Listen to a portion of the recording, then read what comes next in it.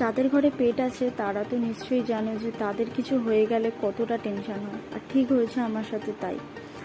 এঞ্জেলের গায়ে হঠাৎ আমি পুরো টিক্স দেখতে পাই, তো তার জন্য আমি ডক্টরের কাছে গেছিলাম। ডক্টর আমাকে একটা স্প্রে সাজেস্ট করলেন, তো বললেন এটা ওয়ান টাইমে আমি ইউজ করতে পারবো, বারবার রেখে ইউজ করা যাবে না, বিকজ এটা হোমিওপ্যাথি ওষুধের মতো, আর এটার দাম 400 টাকা পড়েছে। তো আগে বলেছিল ওকে ভালো করে কোম করে নিতে, যেহেতু ওর বড় বড় লোম, তো স্প্রেটা দেওয়াও একটু প্রবলেমের ব্যাপার হয়ে গেছিলো, তো দুজন মিলেই দিতে হচ্ছিলো আমাকে আর অজয়কে। তো স্প্রেটা করার পর ওকে বলেছিল রোদ্দুরে নিয়ে গিয়ে রাখতে।